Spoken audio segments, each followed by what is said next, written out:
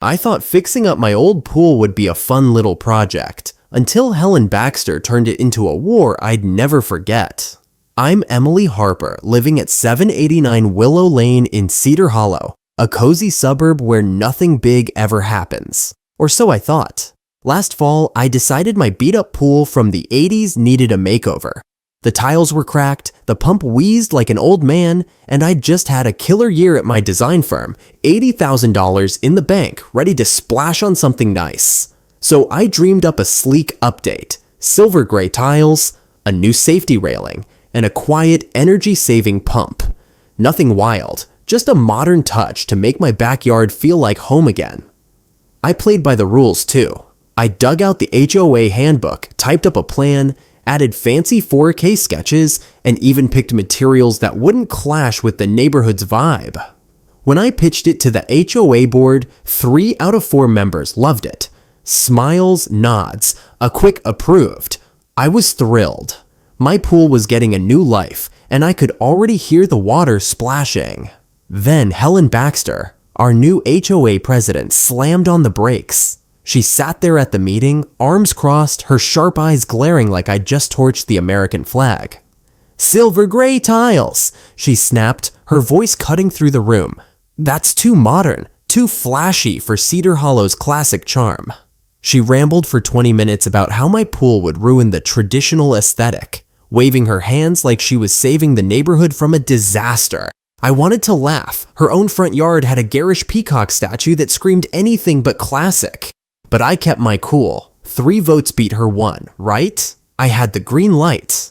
I scheduled the crew for next month, feeling this rush of excitement. My little oasis was finally happening. That's when Helen's war started. A week later, a letter slid under my door. "Your grass is 5 inches tall. Trim it or face a $50 fine." Then another, "Your porch light's too bright. Dim it." I brushed them off thinking she was just petty. But when I added a security camera by the gate, totally allowed in the handbook, she hit me with a notice. "Visible surveillance is an eyesore. Remove it or pay $200. Each note came with her spiky signature and a tiny star, like she was marking her territory. My stomach twisted. This wasn't about rules, it was personal. Helen didn't just want control, she wanted me crushed. I felt angry, trapped but also fired up. She'd picked the wrong fight, and I wasn't about to let her ruin my dream. Little did I know, this was just the warm-up for her next insane move. Helen didn't just send letters, she turned my life into a battlefield. And I was running out of patience. After her petty notices about grass and lights piled up, I thought she'd back off once the pool crew rolled in last fall.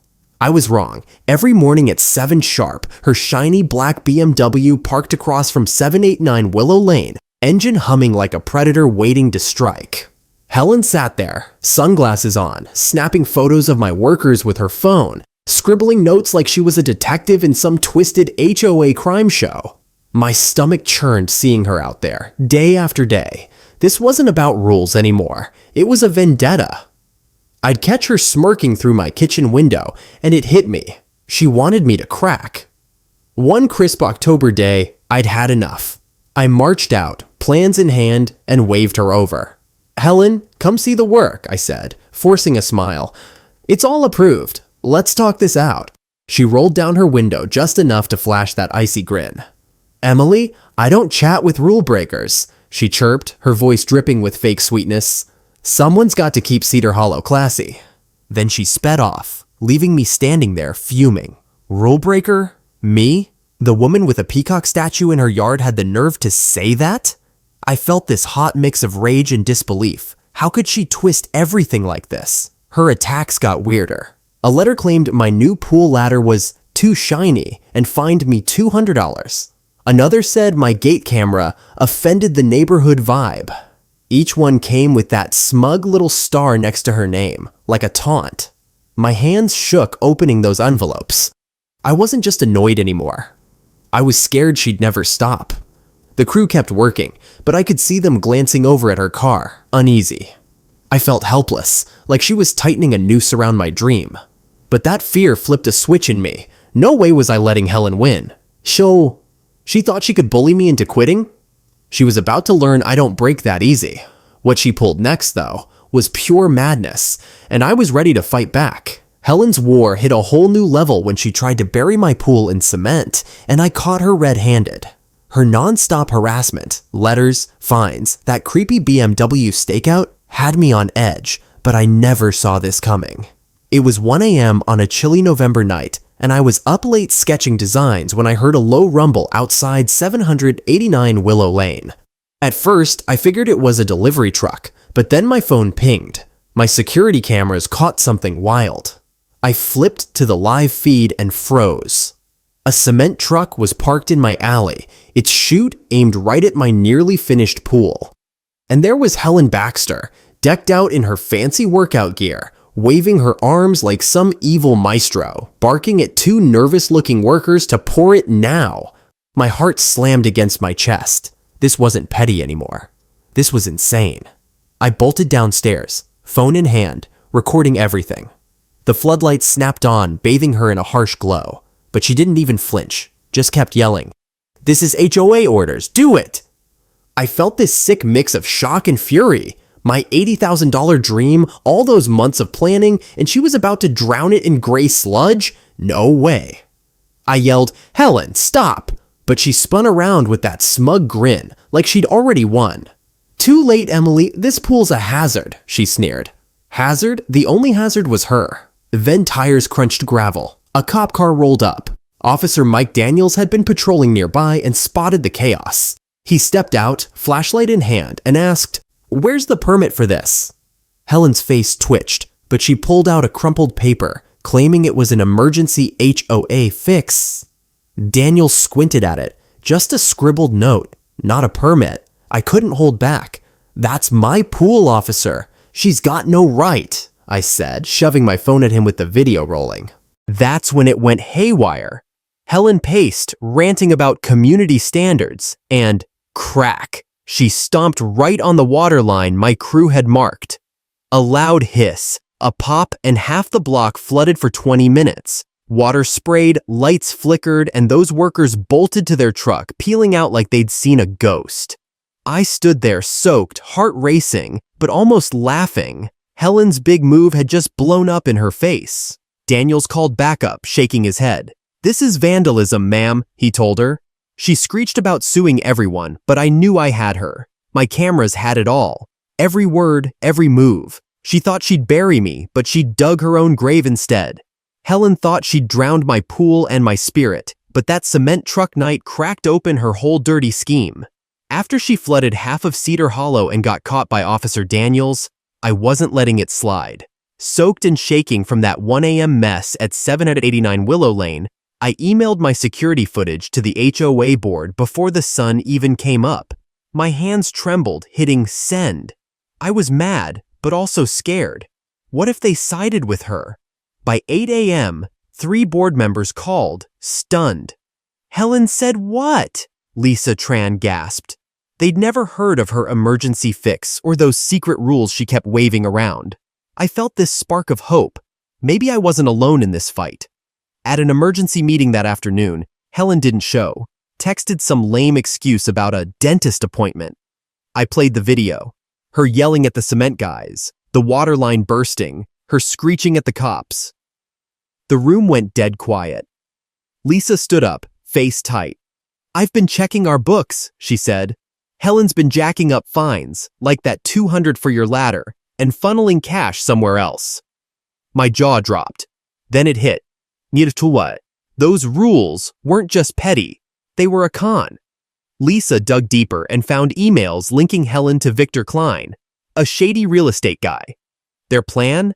Tank our property values with crazy fines and fake violations, scoop up houses cheap, then bulldoze Cedar Hollow for fancy villas. My pool, with its shiny new upgrades, was hiking up prices, ruining their scam. I felt sick, then furious. She wasn't just after me, she was screwing us all. The board was livid. "This is fraud," one guy muttered. I sat there, heart pounding, realizing my little renovation had accidentally blown the lid off their game. Lisa called it Helen's House of Cards, and it was tumbling fast. By night, cops were at Helen's door and whispers spread. Victor was in on it too. I'd gone from defending my pool to exposing a crook. Helen thought she'd bury me in cement. but I just unearthed her downfall, and Cedar Hollow was about to fight back. Helen's scam was out, and Cedar Hollow turned her cement fiasco Kumo into her prison sentence. I couldn't believe how fast she fell.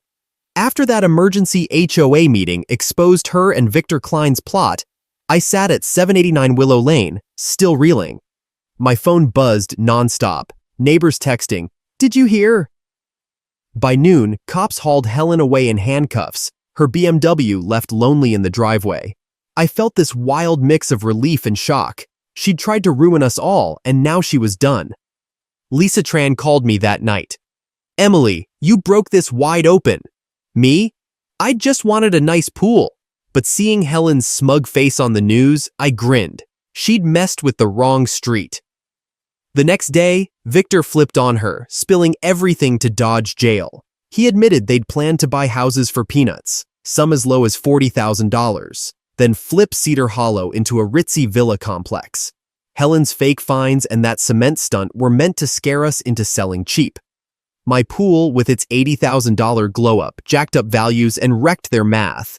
Cops found emails on her laptop, her yelling at Victor, "That Harper girl's pool is costing us millions!" I laughed reading that, feeling this rush of pride. The DA charged her with fraud, conspiracy, and vandalism. 3 years in prison, $50,000 in fines, plus paying back every dime she'd scammed. Local news dubbed it Scandal Splash, and reporters swarmed asking me, "How'd you stop her?" I just pointed to my cameras. Those little lenses saved us.